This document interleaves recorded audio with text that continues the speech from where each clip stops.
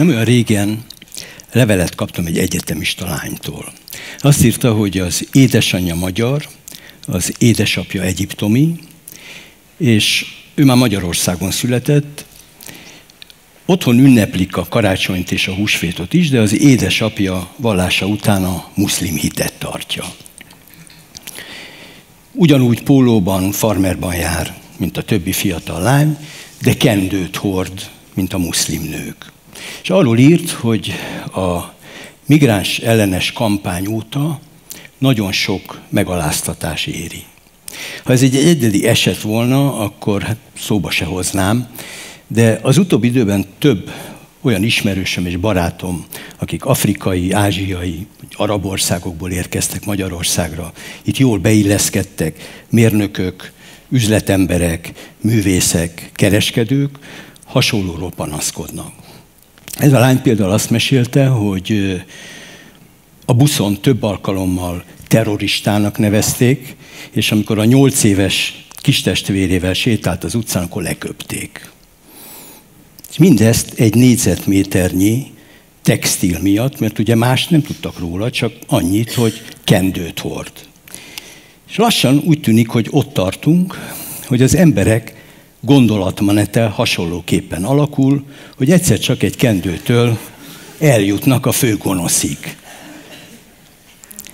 Mikor gondolkodhatnának így is, hogy mondjuk ez a hölgy egy iszlám asszony, ez a másik meg egy magyar parasztasszony a kislányával. Ez szinte valamennyi kultúrában tulajdonképpen az asszonyok haját mindig befedték. A magyar nyelv még egy kifejezéssel is megemlékszik erre. Tudjuk, hogy régebben, ha egy lány férjhez ment, akkor azt mondták róla, hogy bekötötték a fejét, és a mai napig annak a hölgynek, aki nem ment férjhez, annak a családi állapotát úgy mondjuk, hogy hajadon, tehát hogy hajadonfőt van. Amikor föltettem ezt a levelet a Facebook oldalamra, akkor az egyik kommentelő azt írta, hogy azért ő inkább a keresztényekért aggódik, akik muszlim országokban élnek. Ami teljesen normális, de miért inkább? Nem lehet egyszerre aggódni mindazokért, akiket a vallásuk, a származásuk, a bőrszínük, a nemük, vagy bármi más egyéb miatt hátrányban részesítenek? Az emberek javarésze azt gondolja, hogy a népeket a kultúrák választják el egymástól. Pedig hát az az igazság, hogy ha belegondolunk, a kultúrák között sokkal több rokonság van, mint amit elsőre feltételeznénk. És aki foglalkozott a különböző hiedelemvilágok összehasonlításával, az tudja, hogy például a nagyvallásoknak a mitológiája is rokon. Csak egy-két példát mondjunk. December 25-e a téli napforduló nem csak Jézus születésnapja, hanem az egyiptomi Ízisz istené is, az Óperzsa és az Ind Mitráé is, akit egyébként a rómaiak és a görögök Mitrászként imádtak. De ha mondjuk más példát veszünk, akkor mondjuk a szűzanyától való születés, a csillag, ami elveszhetett a szent kisdedhez, a gonosz király, aki el akarta pusztítani őt, a csodatevő messiás, aki mártírhalált halt, aztán föltámadt, a vízözön, és még sokáig lehetne sorolni azokat a motivumokat, amiket pontosan ugyanúgy megtalálunk az óegyiptomi, az óperzsa, a zsidó, a keresztény, a hindu, az iszlám, sőt a kínai mitológiában.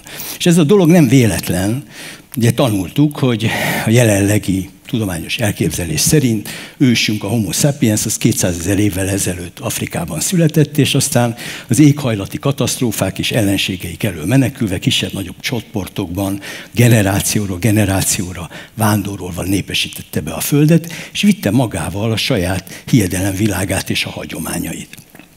Spencer Wells genetikus évekig járta a világot, DNS mintákat vett különböző népcsoportoktól, és hasonló következtetésre jutott, de ami még érdekesebb, hogy azt állítja, hogy a Földön élő valamennyi ember rokon.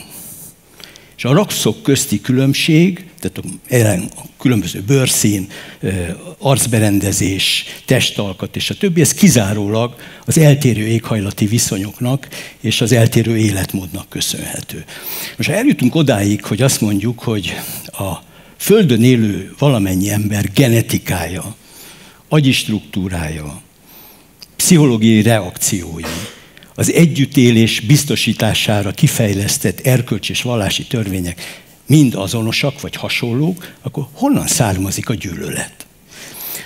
A tudomány természetesen erre is talál választ. Hát egy csoporthoz, mondjuk egy családhoz, egy közösséghez, nemzethez, valláshoz, vagy akár egy foci csapathoz, egy zenekarhoz való tartozás, az egy nagyon fontos pszichológiai igény. Az egyik alapvető pszichológiai igényünk a kötődés. És az is egy evolúciós örökség, hogy a saját csoportunkkal rokonszenvezünk, és elfogultak vagyunk, az idegenektől pedig szorongunk. És ez nem azért van, mert gonoszok vagyunk, hanem így vagyunk programozva. Évezredeken keresztül ez volt a csoportvédelemnek a garanciája. Most a politikusok és a vallási vezetők ezt a tulajdonságunkat nagyon régen felfedezték, és az előítéleteinkkel, az érzelmeink és a félelmeinkkel visszaélve manipulálnak bennünket. Közben a lelkünk mélyén azért azt is tudjuk, hogy bizalom nélkül nem létezik se család, se társadalom. Csak azt nehéz eldönteni, hogyha valakihez közeledünk, és ha valakit elfogadunk, akkor most őszinte bizalommal vagyunk iránta, vagy pusztán hiszékenyek vagyunk, és előbb-utóbb pórul járunk. Egyáltalán mi a különbség a hiszékenység és a bizalom között? A hiszékenység az mindig érzelmi alapon dönt. Egy hiszékeny ember az általánosít és leegyszerűsít. Mondjuk egy kendő alapján. Azt mondja, kendő muszlim, ha muszlim, akkor migráns, ha migráns, akkor terrorista. Aki tudatosan gondolkodik, az kérdéseket tesz fel. Megpróbál a tények között is eligazodni. És azt mondja, valóban igaz, hogy mindenki terrorista, aki kendőt hord, de hiszen a nagyanyám is kendőt hordott, és nem volt terrorista. Vagy való igaz az, hogy mindenkitől rettegni kell, aki bevándorló. De hát ott van a sarki giroszos, kedves palesztin ember, meg az etióp orvos, akit a félváros imád, vagy a marokkói zenész, akinek most jelent meg lemeze, és csoki bőre van, de minden március 15-én kitűzi a kokárdát, mert büszke rá, hogy ő magyar. Azokkal mi a baj? Az igaz, hogy a különböző kultúrák találkozása a történelem során mindig konfliktusokkal járt. De az is igaz, hogy mindig megtermékenyítették egymást. És ellentétben azokkal, akik a mai napig a különböző vallások és nem tudom, népek gyilkos harcával, meg migráns hordák inváziójával ijeszgetnek bennünket, én azt gondolom, hogy hosszú távon csak az ellenkezője lehet igaz. Tudniillik, ez az egyetlen esély. A másik változatról nem érdemes beszélni. Ha végig gondoljuk a történelmet, akkor az derül ki belőle, hogy mindig azok a népek és mindig azok a társadalmak voltak sikeresek, amelyek képesek voltak együttműködni másokkal. Amelyek úgy tudták megőrizni a saját identitásukat, hogy közben nyitottak maradtak.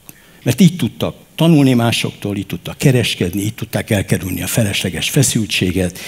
És az ember végig gondolja a nagyobb kultúrákat, mondjuk a virágzó Aténtől és Rómától Alexandriáig, a középkori Bagdadot, Mátyás király reneszánsz udvarát, vagy később Párizs, Londont, New Yorkot, Shanghait, akkor az derül ki belőle, hogy ezek a társadalmak mind nyitottak voltak, és a korábbi társadalmak közül azok, amelyek bezárkoztak, azok tönkrementek és eltűntek a történelemben.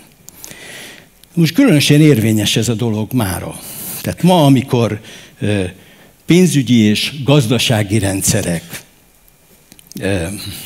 kommunikációs és energiahálózatok, különböző tudományos eredmények hálózzák be a Földet, a különböző vallások és értékrendek olyan közel kerültek egymáshoz, mint korábban soha.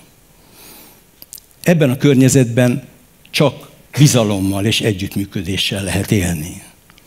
És ha arra gondolunk egyébként, hogy milyen veszélyek fenyegetik ma a Földet, tehát az energiaválságtól kezdve az éhínségig, a vízhiányig, a túlnépesedés, a migrációs problémák, a terrorizmus, az összes többi, ezeket kizárólag a különböző kultúrák csak összefogással és együttesen tudják megoldani. És az a társadalom, amelyik ilyen körülmények között nem a nyitottságra, nem a különböző kultúrák megértésére, nem a bizalomra helyezi a hangsúlyt, az képtelen lesz együttműködni másokkal, és saját magát rekeszti ki a jövőből. Hát ezért vagyok optimista.